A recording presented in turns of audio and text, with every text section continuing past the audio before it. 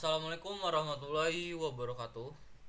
Perkenalkan, nama saya Rizky Ananda Pratama dengan NPM 2317051038. Saya dari kelas D. Di sini saya akan pada video kali ini saya akan memaparkan hasil tugas kuis 2 yang berupa implementasi sistem pakar menggunakan metode backward training.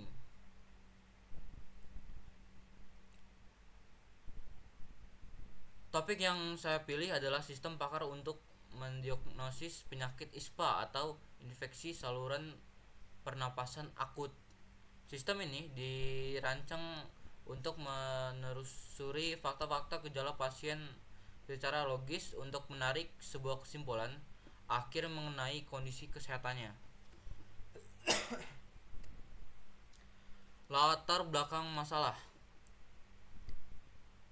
ISPA adalah salah satu penyakit menular yang paling sering menyerang masyarakat, baik anak-anak maupun orang dewasa. Namun gejalanya sering kali tumpang tindih dengan penyakit lain seperti flu biasa, pilek, atau radang tenggorokan. Hal ini menyebabkan kesulitan dalam mendiagnosis secara dini. Dengan bantuan sistem pakar, kita dapat menyusun logika diagnosis yang meniru cara berpikir seorang dokter. Sistem ini akan memberikan panduan berdasarkan fakta yang diberikan oleh pasien dan menelusuri aturan-aturan medis yang telah diprogram ke dalam sistem.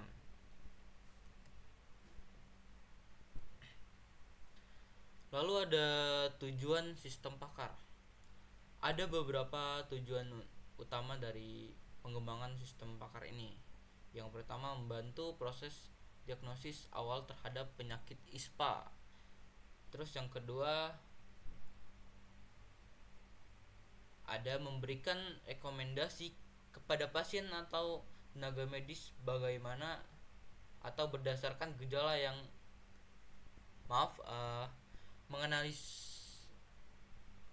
memberikan rekomendasi kepada pasien atau tenaga medis berdasarkan gejala yang dialami atau menganalisis gejala berdasarkan fakta yang telah terjadi. Lalu ada menunjukkan bagaimana metode backward training bekerja secara sistematis dalam dunia nyata.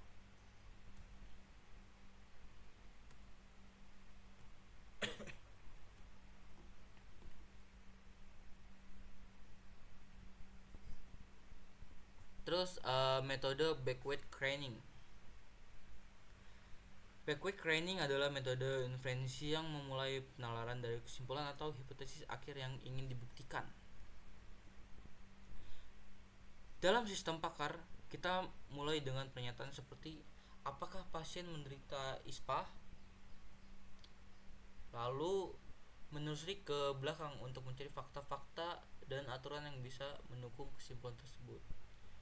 Metode ini sangat cocok digunakan untuk kasus diagnosis karena pendekatannya yang logis dan efisiensi.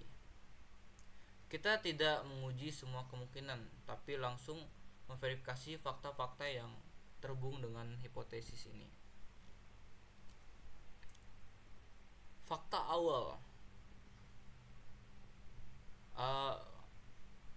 Knowledge base atau basis pengetahuan berisi informasi dasar berupa fakta-fakta medis yang telah diketahui.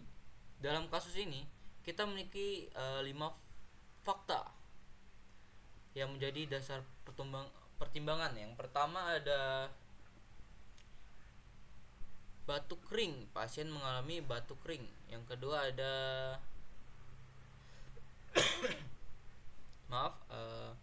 pasien mengalami batuk kering yang pertama. Yang kedua ada pasien mengalami demam. Yang ketiga, tenggorokan pasien sakit. Lalu yang keempat ada sesak nafas. Yang kelima, hidung pasien tersumbat. Nah, fakta ini diperoleh dari hasil observasi atau pengakuan langsung dari pasien dan akan dibandingkan dengan aturan-aturan dalam sistem.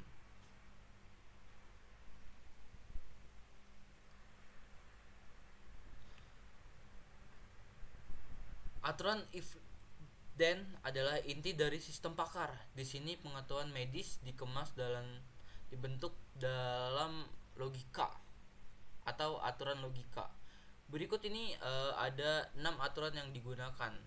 Yang pertama, jika batuk kering dan demam, maka kemungkinan gejala ISPA. Terus yang kedua ada jika tenggorokan sakit dan demam, kemungkinan ISPA ringan sampai ke R6, atau jika tidak ada gejala utama maka bukan ISPA. Oke, sekarang ke tujuan. Tujuan utama atau hipotesis dari sistem ini adalah menentukan apakah pasien menderita ISPA. Backtracking akan menelusuri dari hipotesis ini ke belakang, mencari aturan-aturan yang mendukung ISPA, lalu memastikan apakah fakta pasien sesuai. Hipotesis ini akan diuji secara logis dan sistematis melalui semua aturan yang telah ditetapkan.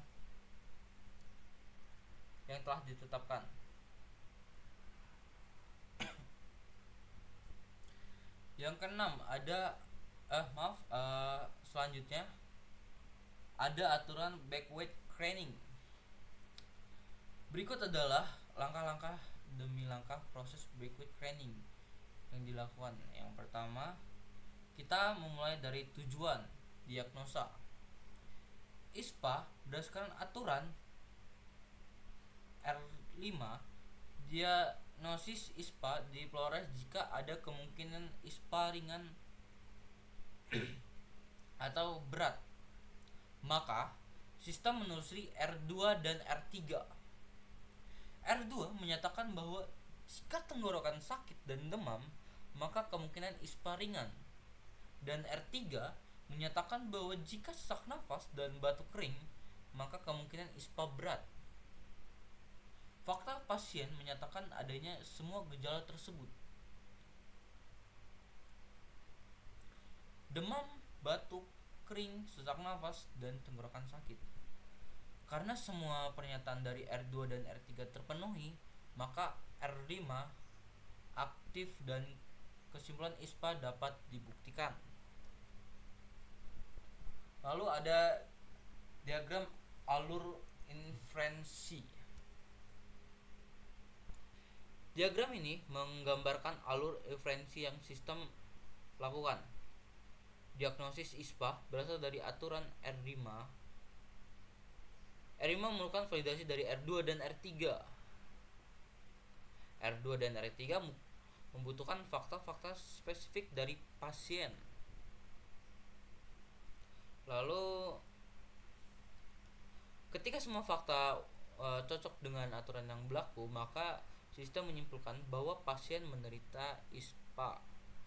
Proses ini menggambarkan logika penelusuran mundur yang dilakukan secara sistematik dan terstruktur. Lalu hasil diagnosa. Berdasarkan evaluasi terhadap semua fakta dan aturan yang relevan, sistem menyimpulkan bahwa pasien memiliki kemungkinan besar menderita ISPA. Gejala seperti batuk, demam, tenggorokan sakit, sesak nafas,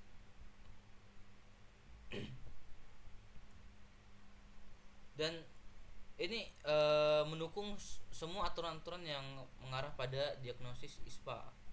Maka dari itu, sistem mengeluarkan output berupa pasien didiagnosis mengalami ISPA. Lalu kelebihan sistem pakar. Penggunaan sistem pakar dalam diagnosis penyakit memiliki banyak keunggulan, antara lain efisiensi, yaitu proses diagnosis bisa dilakukan secara cepat. Lalu objektivitas, keputusan yang diambil berdasarkan logika bukan asumsi.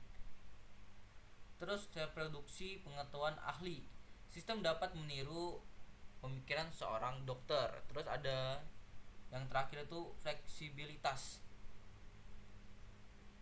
dapat dikembangkan dengan gejala yang atau penyakit lainnya. Sistem ini bisa diintegrasikan dalam aplikasi mobile, bisa seperti chatbot medis atau perangkat diagnosis mandiri. Oke, yang terakhir itu ada kesimpulan. Dari studi kasus ini dapat disimpulkan bahwa metode backward planning efektif digunakan dalam sistem pakar untuk mendiagnosis penyakit seperti ISPA. Dengan merancang fakta dan aturan secara logis, sistem mampu menelusuri gejala dan menarik kesimpulan akhir bahwa sistem ini bukan hanya membantu dalam bidang kesehatan, tapi juga menunjukkan bagaimana kecerdasan buatan dapat diaplikasikan secara nyata dan berguna untuk masyarakat. Oke, mungkin hanya ini yang bisa saya sampaikan. Jika ada salah kata, saya mohon maaf. Saya akhiri. Wassalamualaikum warahmatullahi wabarakatuh.